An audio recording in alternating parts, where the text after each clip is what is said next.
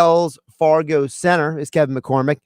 He'll be joining us again to Sixers Lakers. You hear all the action right here on 97.3 ESPN. Coverage begins at 7:30 tonight, not 7 o'clock, 7:30, because it's on the ESPN television. So you still have time to get us on the radio as always here on 97.3 ESPN, broadcasting live on Facebook, YouTube, and Twitter at 973 ESPN. Josh Hennig here with you. And I'll get to the Eagles news in just a moment. We also got to talk a little bit more about the Sixers and, of course, the Baseball Hall of Fame. So I just want to let you know the full rundown here on 97.3 ESPN. So the Eagles have hired a quarterback coach, and you can see all the details over at 97.3 ESPN.com. We have the full information of the coaches who were hired today. But I got to start with the quarterback coach. I am actually very impressed. I am actually very intrigued that the Eagles have gone out and gotten this guy from Florida. Brian Johnson is one of the hottest young coaches in all of college football. And you guys know me. You know that I am somebody who watches a ton of college football. I watch a lot of college football. This guy is one of the up-and-coming stars in the game. He is a big-time up-and-comer right now. And I got to tell you guys, to get him to join the Eagles is a huge deal. Because, number one, this is a guy who worked with Dak Prescott. He worked with Kyle Trask. He made Eric DeKing. He brought him into as the starting quarterback of that team. So you're bringing in a guy who is not just some random dude from college. Okay, this is not some nobody. This is more of a somebody than almost anybody else that they've hired. Not to belittle anybody else, but this guy is a big deal. And for you to bring him in tells you something about what this team plans to do moving forward. And part of what this team is trying to do moving forward is they're trying to evolve the offense. How many times have we ever heard the Eagles reporters, whether it's Jeff Mosher, Adam Kaplan, Rob Motti's been on the Sports Bash, Dave Weinberg's been on with me. They've all talked about the same thing. Jeffrey Lurie has this obsession with offense. He's always been this guy who wants to have the best offense, a great offense, an offense that is high-powered, etc. So for the Eagles, to get Brian Johnson is a sign that they're not going to be a vanilla offense anymore. This is not going to be an offense that is the same thing you've seen every single year. Brian Johnson is bringing in a guy who understands what it means to coach mobile and not mobile quarterbacks. Kyle Trask was not really a runner. He was athletic, but he wasn't a legitimate running ability quarterback. But he also coached up Dak Prescott. So he understands how to coach the two different quarterback types. And I know a lot of people out there are pointing to the fact that Brian Johnson has a long history with Jalen Hurts since he was a child. I highly doubt that Brian Johnson is here just because of Jalen Hurts. Do you think that that's why South Carolina and Boise State both talked to this guy? Do you think that's why Houston hired him to be their offensive coordinator a couple of years ago under Major Applewhite before Applewhite was fired? Do you think that's the reason why that he got jobs at Mississippi State and Florida with Dan Mullins? No. He gets the jobs because he's a really good coach. He understands how to play the position. He understands how to play at a high level. Remember, he was the quarterback at Utah when they beat Alabama. So don't get it twisted. This guy is not here just because of Jalen Hurts. Maybe the connection was a tiny bit helpful. But if Carson Wentz is able to get his head on straight and go out there and have a good season, it's not like Brian Johnson is going to go out there and undermine him. This is his first NFL job. This is his first shot at getting to the big show. He ain't going to waste it. So for Sirianni, he's gotten one of the hottest defensive coaches in the league. Jonathan Gannon was a desired commodity around the entire league. There were talks he could go to the Bears, or talks he could go to the Chargers. He ended up with the Eagles. You get one of the hottest young coaches in college football, Brian Johnson. You get the guy in Shane Steichen who coached up Justin Herbert to a great rookie season despite everything that would have been against them. It might not be the sexiest coaching staff. It might not be the most exciting coaching staff, but it's a legitimate coaching staff. And I think we got to give the Eagles credit for at least getting something right. We may not love them firing Doug Peterson. We may not love some of these things, but at least got to give them credit for getting some legitimate coaches in here. It'll be interesting to see, though, where they go with the rest of the staff, because so far it's just a lot of guys that either Sirianni knows or people who are hot commodities. Anthony Lynn is the offense coordinator in Detroit. All right, what does that mean? I don't know. It seems like Dan Campbell is just trying to find anybody who's anybody in the league to join his staff at this point.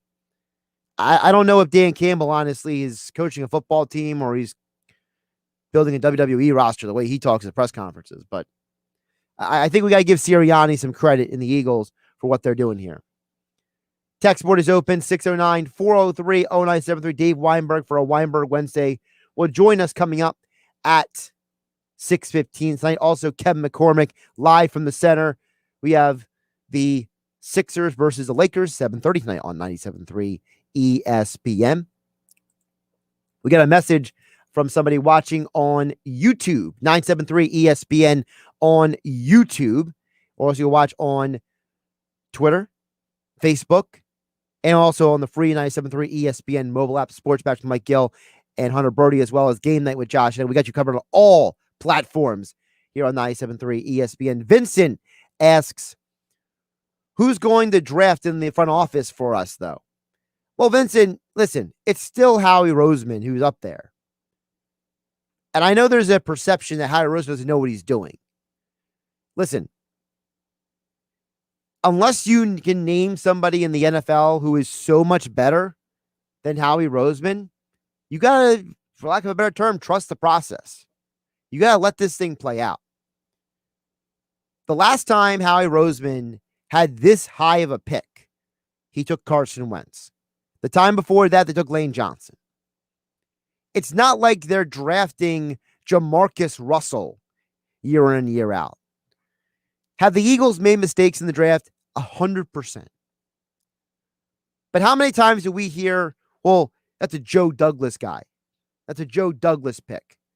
There's this ambiguity about where is the draft board coming from? Who makes the draft board? Is it Howie? Is it Douglas? Is it Weidel?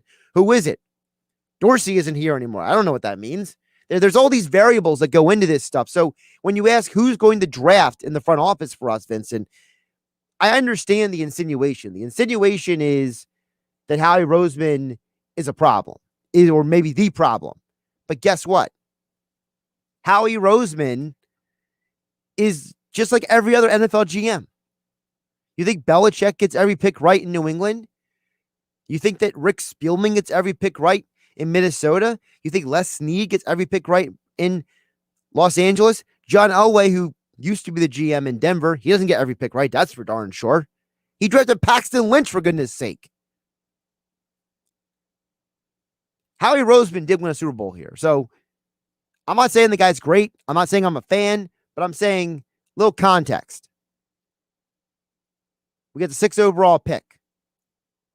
We're putting together a legitimate NFL coaching staff that doesn't involve guys like Press Taylor and Corey Unlin on the staff. I'm at least going to give the Eagles a chance to show me whether they got it or not. Listen, you all heard me for weeks. I ripped Carson Wentz mercilessly for weeks. If someone needs to be ripped, I will go off on them. 609-403-0973 is the text board. Mike in Marmora chimes in and mentioned the fact that there was a Philadelphia media reporter trying to make the connection between Brian Johnson and Hurst. Listen, it wasn't just him. It was another couple people too who were trying to make that connection, Mike in Marmora. It wasn't just him. It was a couple other people. I'm not going to say his name on the air because this is the perception of certain people in the media, I think, is blown out of proportion sometimes. There's one person who is visible on Twitter and on social media and at press conferences. And there's another person who they are behind the scenes. And let me tell you something. Some of the people who you think are great, they're not great people behind the scenes. Some people that you maybe hate are actually some of the better human beings behind the scenes. So just keep that in mind when you think about who these guys are or are they not. Because, listen, people report things all the time. And they're going to make opinions. They're going to make connections. It's just part of the game. So, but I appreciate you listening, Mike and More, and chiming in here on 97.3 ESPN. Josh Hennig here on Game Night on 97.3 ESPN. It's a Weinberg Wednesday. We'll ask Dave Weinberg his thoughts on the Eagles as they proceed to continue building their new coaching staff. Coming up here on 97.3 ESPN FM and the 97.3 ESPN mobile app powered by First Bank of Sea City and live on Facebook, YouTube, and Twitter.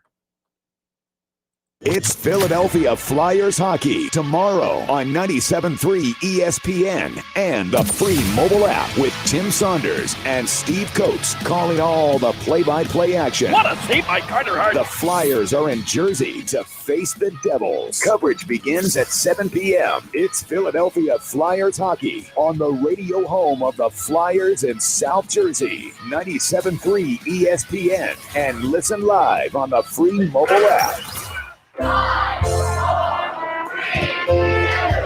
Stop the countdown. It's not a new year we're celebrating. It's an all-new Matt Blatt Nissan. Yes, you heard right. Matt Blatt Nissan is now open on the Black Horse Pike in Egg Harbor Township, next to Home Depot, and online at mattblattnissan.com. Help us celebrate when you get out of that old car, truck, or SUV and into a brand new Nissan with the Matt Blatt Nissan Fast Track Checkout. Available online at mattblattnissan.com. Our non-touch delivery and electronic paperwork ensures your safety comes first. Plus, Matt Blatt Nissan wants your trade. Bring it in today and help us celebrate the all-new Matt Blatt Nissan on the Black Horse Pike in Egg Harbor Township, or visit us online. We want to help with your credit approval. And don't forget, with Matt Blatt, you can't make a mistake with our 4-day love it or leave it return policy. Celebrate the all-new Matt Blatt Nissan online at mattblattnissan.com. Credit may affect terms. Negative equity will be refinanced in the new vehicle. Get all the details at mattblattnissan.com. Let's get it on at Matt Blatt Nissan on the Black Horse Pike, Egg Harbor Township. Oh yeah, it's on at Matt Blatt Nissan.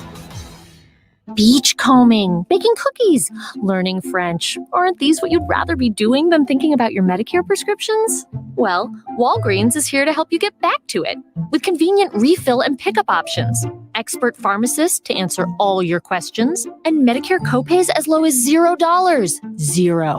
Which is also the number of cares in the world you'll have as you stroll the beach, eating cookies and speaking French. Oh la la. Walgreens. $0 copays apply to Tier 1 generic drugs and select plans where Walgreens is a preferred pharmacy.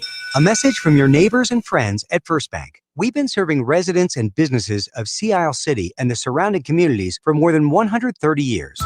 Today's challenges, while unique, are another opportunity to show our strength and resilience. Our commitment to you remains strong. Whether it's using our drive-through services, bank by phone, the First Bank mobile app, or online banking, we're staying strong with you. Be safe and be secure. First Bank, here for you. Member FDIC, equal housing lender. And now more Straight Talk from Straight Talk. The big wireless companies say they're the only way to get the best coverage. Because they've got like a cajillion cell towers? Something like that. But Straight Talk Wireless runs on those same towers, so you get the same great networks for up to 50% less.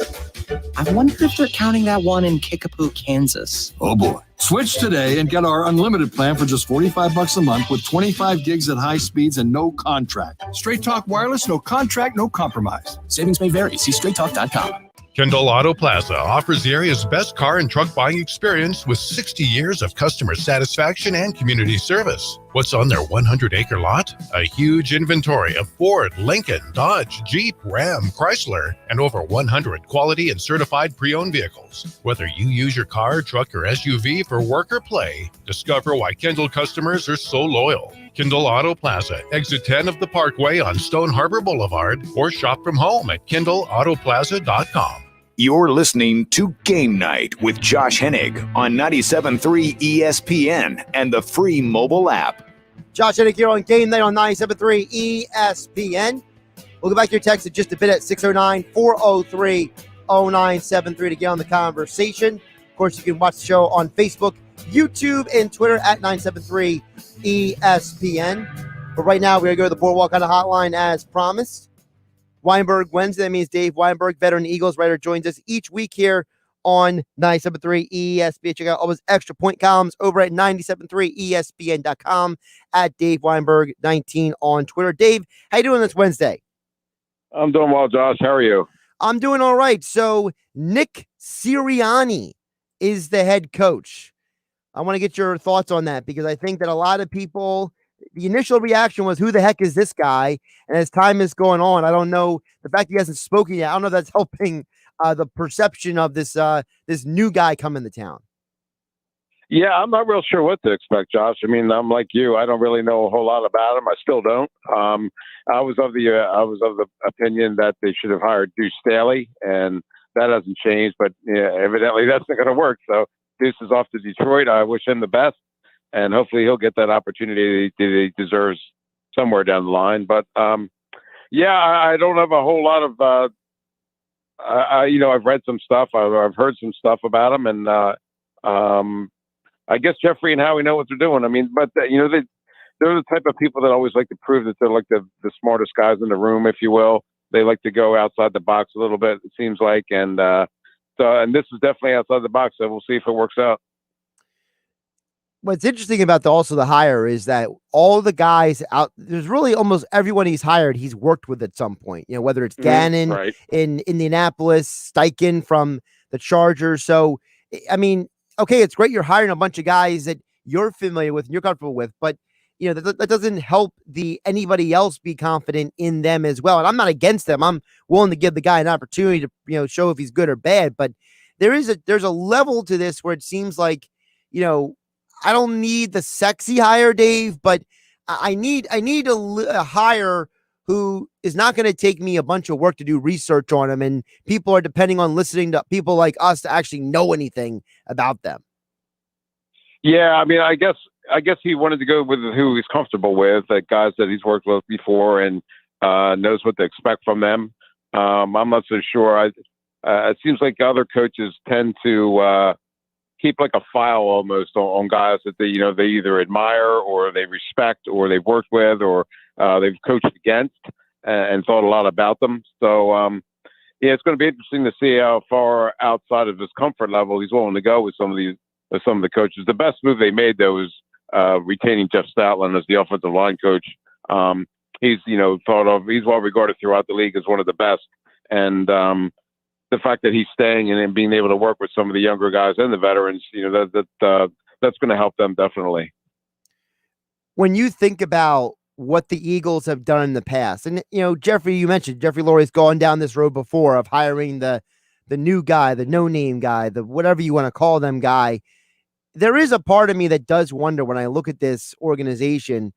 I wonder if this is almost like them trying to it's almost like they're trying to prove that they were right all along. Like this whole thing with the coaching exam. Remember, you've heard all the stories. We talked about it before about, Doug Peterson apparently wanted Press Taylor, right?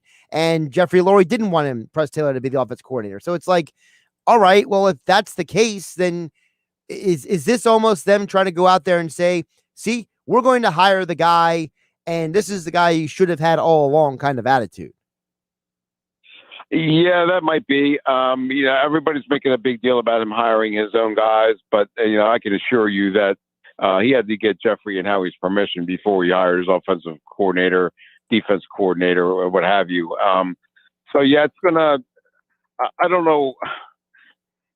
I can't believe that they would give him that kind of authority and not give Doug the same kind of respect, especially the guy won a Super Bowl for you. It seems like he should have been given the benefit of the doubt as far as retaining coaches, promoting coaches, hiring coaches, firing coaches.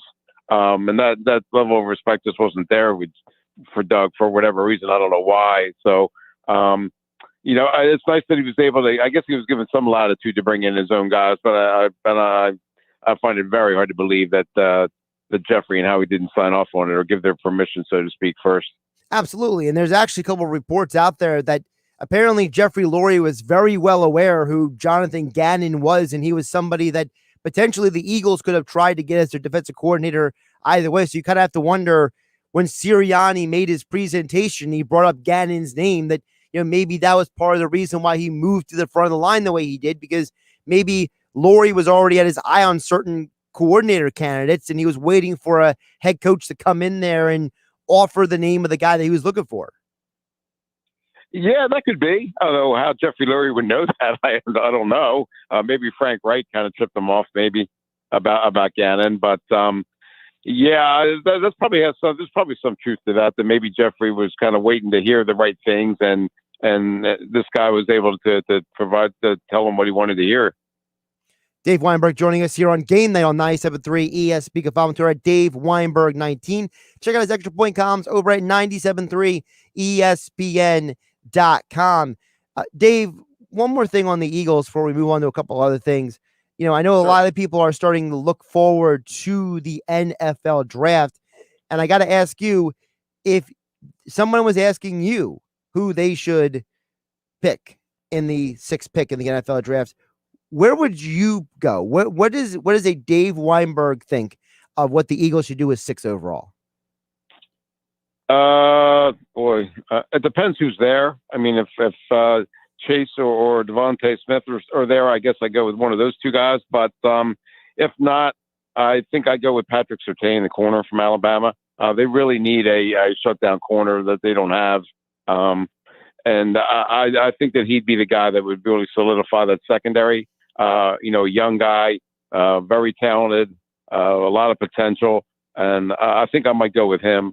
I've heard talk that they might, trade down and try and get some more picks. That's certainly a possibility too, I guess. But I would think I would go with the corner or one of those two wide receivers if they're there.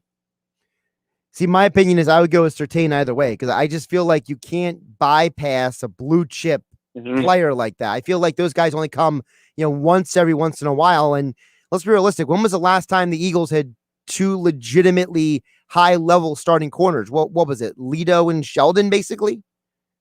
Yeah, that could be. Yeah, you're right there. Yep. It's been a while.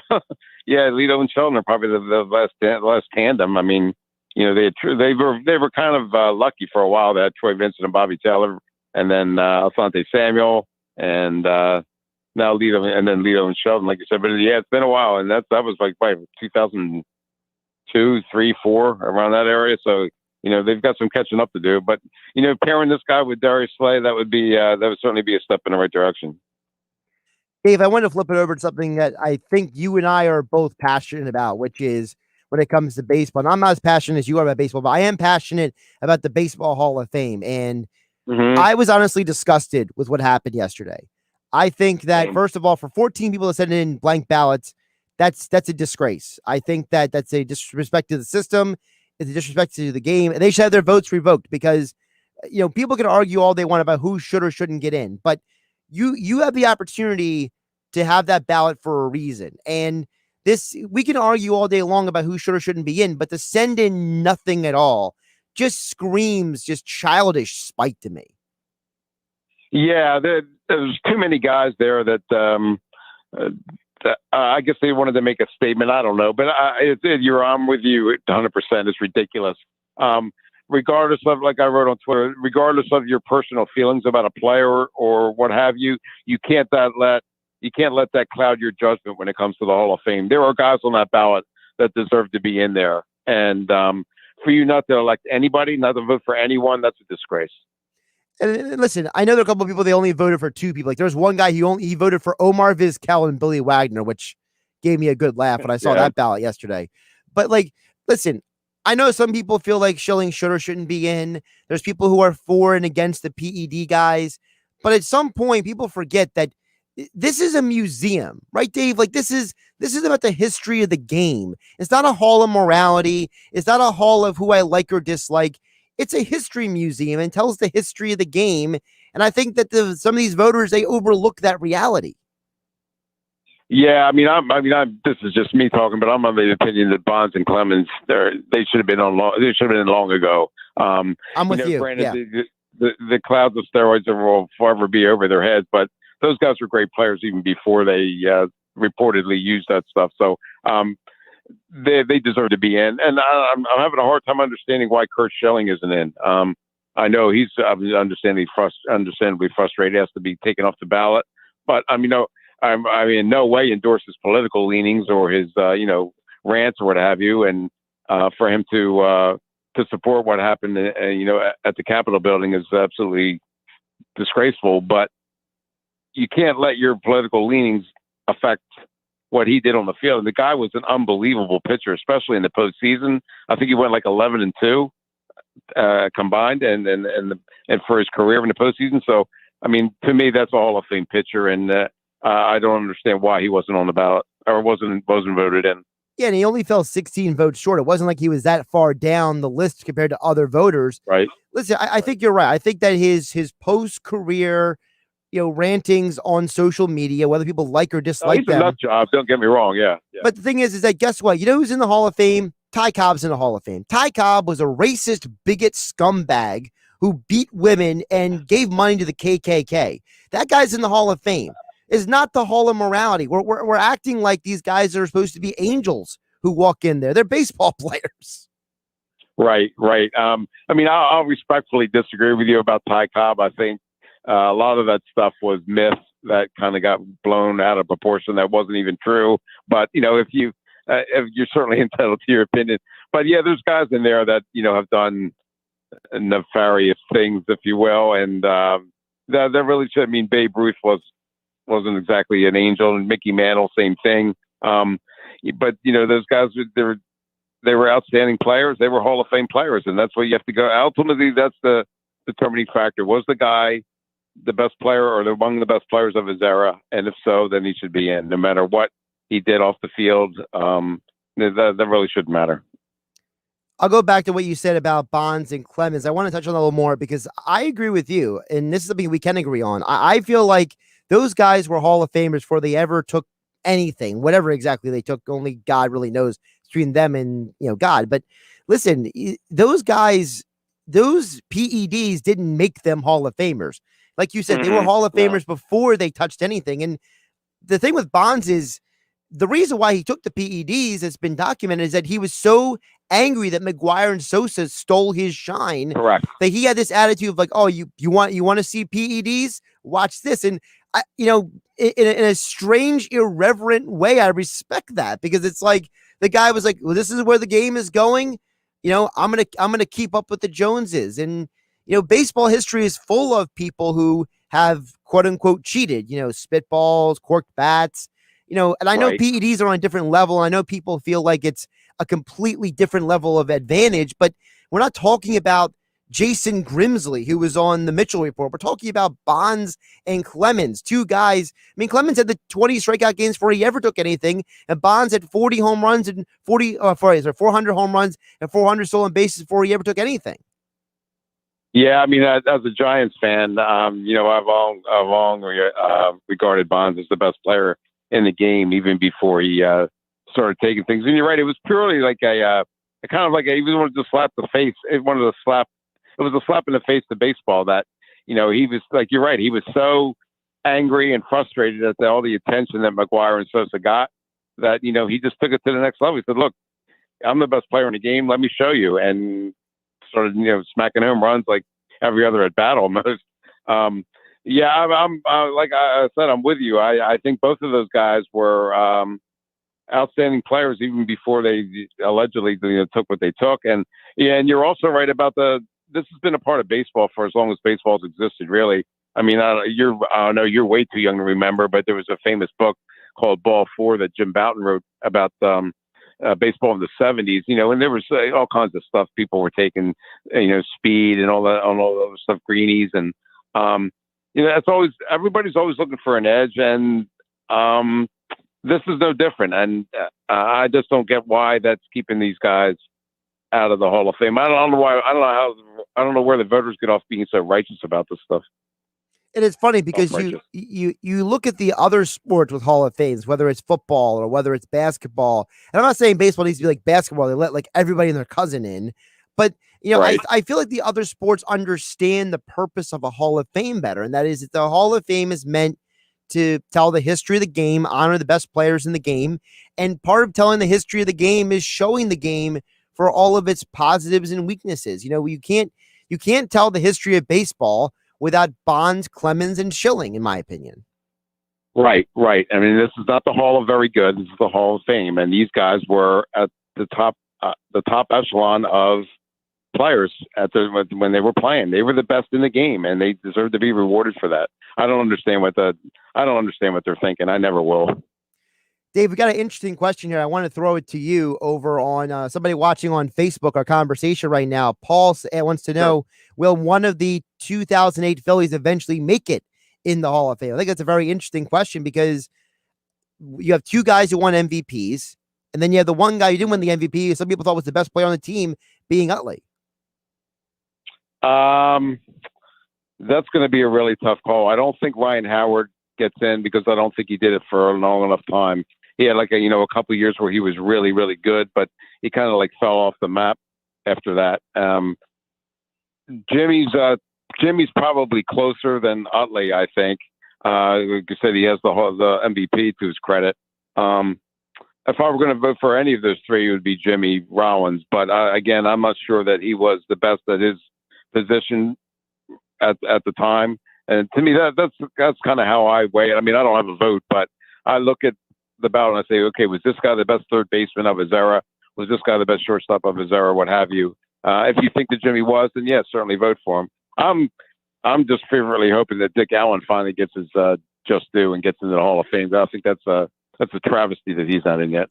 Well, you and I both know that'll fall to the Veterans Committee for them to iron that out because that's kind of where some of those guys actually get in. Right. You know? So some of the guys who were supposed to get, like Jim Rice, had to wait till the very last year on the ballot to get in, which was an embarrassment just because writers didn't like him. So, we know how some of this stuff works, that there's politics that goes into this. Oh yeah, that's why I don't get like how supposedly it's like a big deal. Mariano Rivera was the first unanimous first ballot Hall of Famer, from what I understand, right? Right. You're going to tell me that he's the first player that deserved to be a Hall of Fame. You tell me Willie Mays was not deserving of the first ballot Hall of Fame, or Mickey Mantle, or Ted Williams, or Nolan Ryan, or just take your pick of guys who were just icons of the game. And why is it such a big deal to leave somebody off your ballot just because you don't want to be a unanimous pick? If you think he's the best in the game, then vote for him, for crying out loud. Dave, one more before I let you go. I want to stick with baseball here for this question. And Paul, thanks for the question over there watching on Facebook. Hank Aaron passed away a few days ago. And I want to ask you about that. When you go back, someone like me who didn't live through it, I go back and watch the games on like ESPN Classic, let's say, or, I'm going through the, Ken Burns baseball, or, someone like me. I look back on Hank Aaron's career. My biggest takeaway is, why don't we talk about him enough as the greatest player to ever live? I don't know that he was, but he was certainly one of the best. I mean, I was lucky enough to have grown up when I did. Being a kid and falling in love with baseball in the '60s. That was the era of Hank Aaron and Willie Mays and Mickey Mantle and Roberto Clemente, Bob Gibson, Sandy Koufax. I mean, I was lucky enough to see the best of the best, and that, and Hank was certainly, right near the top of the list. I don't know that he was all, the best player. I mean, that could be debated, whatever, for whatever preferences you have as far as the best. But I mean, there's no arguing, and he was like in the top five. And I don't know what, maybe it was his personality. He didn't, he was very quiet, very humble. Yeah, but people always recognize him as being the home run king for so long. Some people still recognize him as that, but I mean, he had 4,000 hits. Besides that, and he was a switch hitter. Don't people forget about that? He was hitting from both sides of the plate. Oh yeah. I mean, he was an amazing player. And it wasn't just like everybody thought of him as a power hitter, and he wasn't really that big. But yeah, there was so. I mean, he'd stolen bases, doubles, triples, whatever. Defensively, he was an all around stud. Dave Weinberg joining us here for a Weinberg Wednesday. Follow him on Twitter at Dave Weinberg19. Check his extra point columns over at 97.3 ESPN.com. And don't forget about his podcast, Tequila and Touchdowns with Dave Weinberg. As all guests, he appeared on the Boardwalk kind of hotline. Dave, always appreciate the time and the conversation, even when we agree or disagree. Oh, thanks, Jeff. I appreciate it. Real quick, make sure you check out Isaiah Selden from Atlantic City. He's fighting on Fox on Saturday night. Yeah, regular Fox or FS1? Regular Fox. That's this Saturday, right? Yep. Starting at 8. There you go. Dave Weinberg, I'm sure you're going to have something to write about that too, right? Absolutely. There you go. Dave Weinberg, Hall of Fame boxing writer, joined us here on Game Night on 97.3 ESPN. I always love picking Dave's brain about baseball too, because he understands the history of the game. And I feel like so many times people don't have context for things, and Dave brings a lot of context to the table when it comes to the Eagles and baseball. So great stuff from him on a Weinberg Wednesday. Game Night here on 97.3 ESPN. Josh Hennig hanging out with you. We'll go up to the center next. Kevin McCormick is live for Sixers versus the Los Angeles Lakers. Coverage begins tonight at 7:30 here on 97.3 ESPN. To get on the conversation, 609-403-0973 is text board. And, of course, Facebook, YouTube, and Twitter is where you can watch the show. Josh Hennig live here in the Matt Black Kia Studios on 97.3 ESPN FM. Don't forget the 97.3 ESPN mobile app powered by First Bank of Seattle City. It's Sixers basketball tonight on 97.3 ESPN with the voice of the 76ers, Tom McGinnis, calling all the exciting play-by-play action. Can't contain him. Ed Harris knocks it down with a right-hand jam. Timeout Los Angeles, and he is fired up. The Sixers host LeBron and the Lakers. Coverage begins at 7 p.m. Philadelphia 76ers basketball on your radio home of the Sixers in South Jersey, 97.3 ESPN. On some models, excludes Corvette with GMF financing, excludes buyer's sale. See dealer for details. Start the new year in a new Chevy at Bennett Chevy. Come see all the hot new 2021s and get our famous unbeatable Bennett deal. GM supplier employee pricing, plus you keep all the rebates. And right now, that could be up to 25% off MSRP. Yes, up to 25% off. Shop all you want, but there's just no beating Bennett. Looking for pre-owned? Bennett will pay you a minimum $7,000 for your trade towards any pre-owned in stock. That's at least $7,000, regardless of how or even if your old car runs. Imagine how much you'll get for a good trade. And you will absolutely love dealing with Bennett. There's no games, no gimmicks, just real deals and no need to negotiate, because our non-commissioned sales team is paid on your satisfaction, not how much you spend. Find new roads and start the new year in a new Chevy at Bennett Chevy, Egg Harbor Township, and BennettChevy.com. Hey guys, are you afraid of taking off your shirt in public? Don't be embarrassed. Just say, I love Lyle back instead with male breast reduction. Many men develop a fullness in their chest as boys that persists and even worsens as they get older. This condition is called gynecomastia, and with simple liposuction, most cases can be effectively treated. Call 856-MAKEOVER today to schedule your private consultation with Dr. Lyle and Back. That's 856-MAKEOVER, or visit ilovelyle.back.com. Sam's new project needs a project manager right away if she's going to manage to hit her deadline. It took an extra week to get approvals, but they still want the original delivery date. I guess we'll figure something out. It's time to hire. I need Indeed. Indeed you do. The moment you sponsor a job on Indeed, you get a short list of quality candidates from our resume database. Indeed delivers 2.5 times more hires than the other branded job sites combined, according to Breezy HR 2019. Visit Indeed.com/credit and get a $75 credit for your first job post. Terms and conditions apply. Last night's sleep? Interrupted by pain? Tonight, silence it. With new ZQL Night Pain. Restful sleep, now with powerful pain relief. ZQL Night Pain combines America's #1 sleep aid with a maximum strength pain reliever. So you can fall asleep fast and wake feeling rested, because pain should never get in the way of a great night's sleep. New ZQL Night Pain. Silence pain. Sleep soundly. Available at retailers near you. Bigger, better, Boardwalk. Boardwalk Honda. Start your year off in a brand new Boardwalk Honda. Hurry in today and shop our complete new 2021 inventory. Civics, Accords, CRVs, you name it, we have it all from store to shore. And right now, get 0% APR financing for up to 60 months on select new Honda models. Or lease a new 2021 Civic Sedan LX front-wheel drive for $139 a month for 36 months. Plus, browse our entire selection of pre-owned and certified pre-owned Hondas. We're sure to have the vehicle you want at the price you want. Plus, we work with all credit situations. Boardwalk Honda partners with over 25 top financial lenders, so we'll help you get approved and on the road in your new Honda in no time. Take advantage of 0% APR financing on your new Honda today. Visit Boardwalk Honda today, located in Egg Harbor Township, or shop online at boardwalkhonda.com. And remember, from Maine to Miami, nobody beats a Boardwalk deal. Bigger, better, Boardwalk. Boardwalk Honda. Call us toll free at 844-890-3390 for more details. Now, more Game Night with Josh Hennig on 97.3 ESPN and the free mobile app. Josh Hennig here on Game Night on 97.3 ESPN. Get to your text a little bit later in this segment at 609-403-0973, plus your messages on Facebook, YouTube, and Twitter, watching at 973 ESPN. But joining us right now to get more into the Sixers game coming up tonight, you hear all the action right here on 97.3 ESPN at 7:30. Kevin McCormick is live at the center for Sixers versus Lakers, 7:30.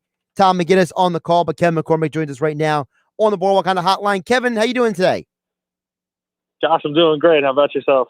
Doing pretty good. So let's get into this game a little bit. But to start, we got to go back a little bit. You know, when you and I last talked on Monday, we both knew that this game was going to be in the kind of like the out view, right? This game was always going to be on the horizon. I think you and I both agreed that the assumption is that, listen, no matter what happened in the Pistons game, this was the game. This was the measuring stick.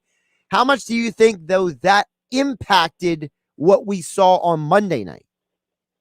I think it impacted it a lot. After seeing the kind of output that the Sixers put out, especially with no Joel Embiid playing, Ben Simmons only played about 20 minutes due to foul trouble. We saw a lot more from guys like Tony Bradley and Isaiah Joe, who don't typically play on, in the regular rotation. So for the most part, it really did look like Doc Rivers kind of punted that game, and they played like a team that was looking more ahead to this game than they were kind of in the moment. I think I was very disappointed in Ben and Dwight. I mean, I don't know what was going on with Dwight on Monday night. And I'm not just disappointed because he lost me a little bit of money, but Dwight is a guy that, he's played a certain way all year long. And then on Monday night, he goes out there and has a dud. Like you said, Simmons in the foul. They have 26, 28 personal fouls in that game. It just felt like the entire game got away from them. But there was one guy who did play well, and we got to highlight that. How about Tobias Harris? I mean, this guy over the last month has really shown up and shown out.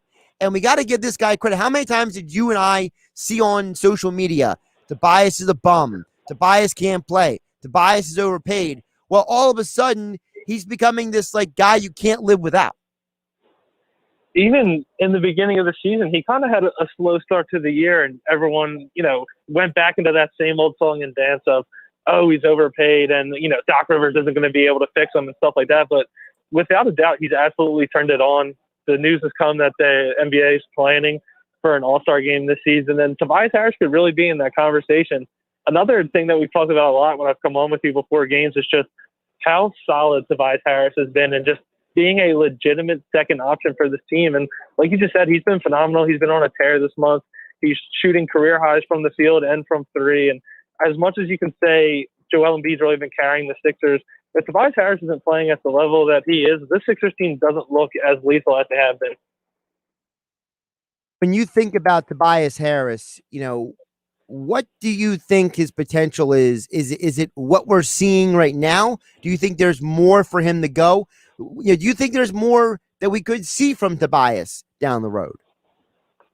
It's so hard to say just because of how efficient he's been shooting the ball. It's so hard to say if he'll be able to eclipse the, near 50, 40, 90 status that he's at right now. But if he can maintain this level of play and still give what he's giving on the defensive end, as much as people want to talk about his scoring and his efficiency, Tobias Harris is also averaging close to or over a steal and block a game. So how far he's come defensively is another part of just how great he's been this season. But in terms of the level, I would say this has to be close to the ceiling of what he's going to give, and that's okay.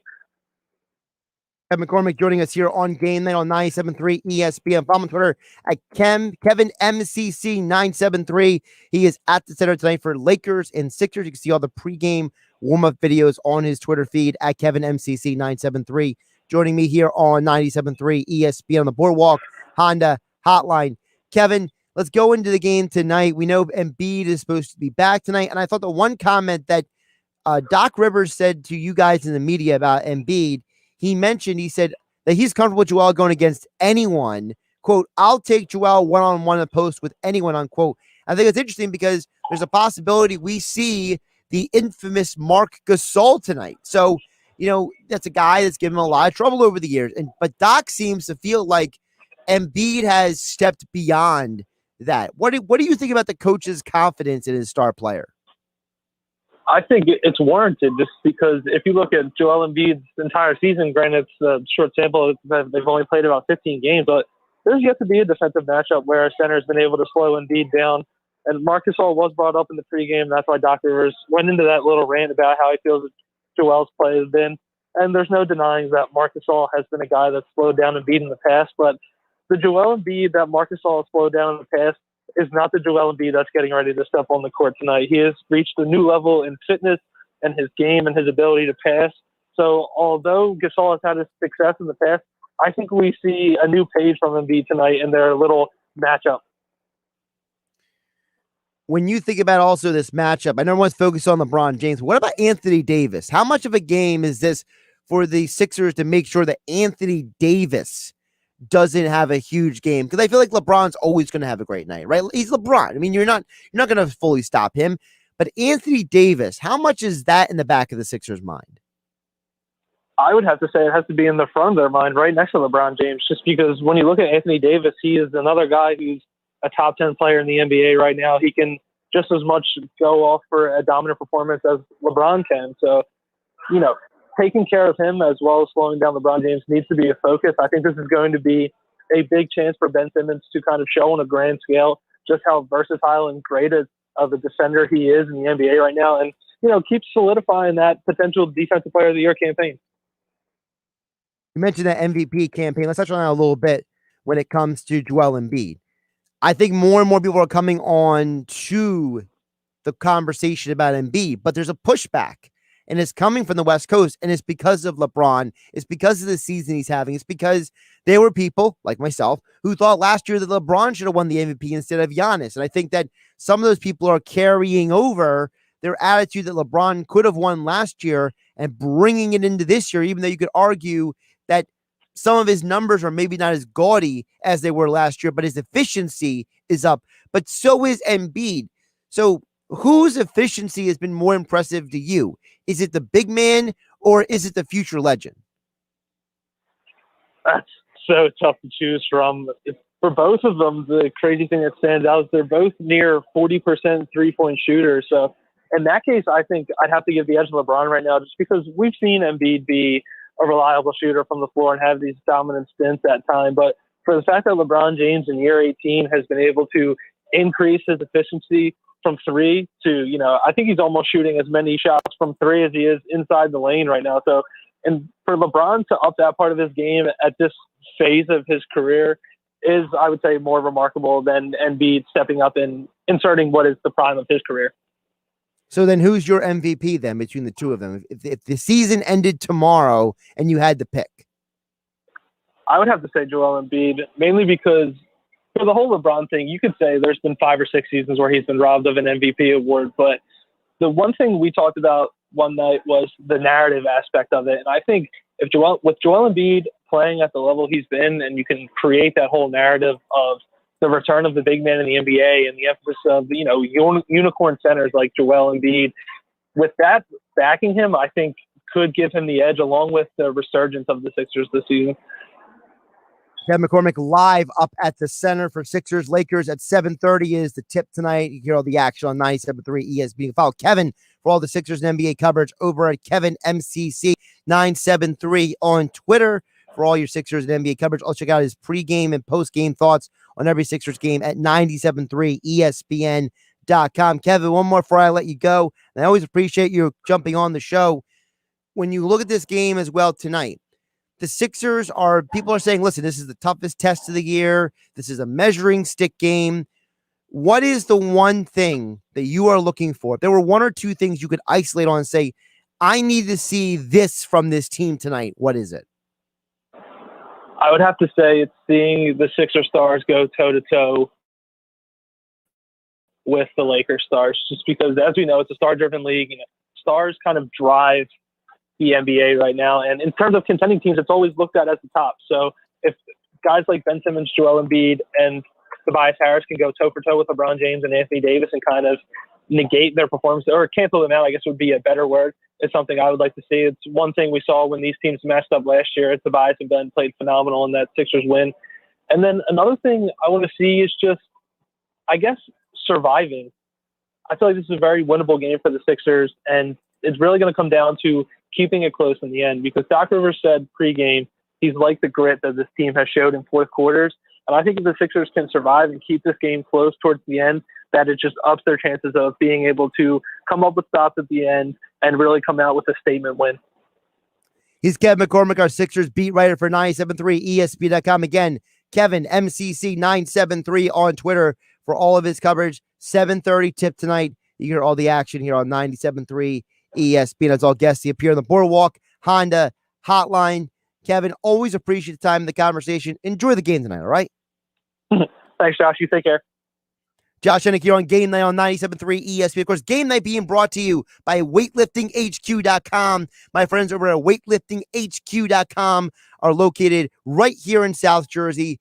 They deliver to your home quickly, fast, efficient, whatever you need, whether it's a squat and bench rack, kettlebells, dumbbells, cardio and fitness machines, whatever you need, they have it over at weightliftinghq.com. They will set it up at your home. They deliver it to your home. And right now, you can get 10% off with my promo code Radio10 at checkout. That's 10% off with Radio10 at checkout at weightliftinghq.com. Whether you're someone who can't make it to the gym because you're so busy working from home with family, or maybe you're someone who just is not comfortable going to the gym because of everything that's going on in the world, weightliftinghq.com is here to help you meet all of your health and fitness goals in 2021. Weightliftinghq.com is the website. The promo code is Radio10 for 10% off your entire order.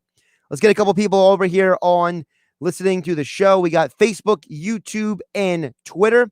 Want to say hello to you folks a little bit before I give you my my FanDuel Sportsbook pick for the night. A couple people in here. Hello, Ryan. Ryan just says hello. That's all he said on YouTube. Hello, Ryan. We got over here Jeff checking in on the YouTube feed as well. It says Hank Aaron should have a bioepic. Real talk, though.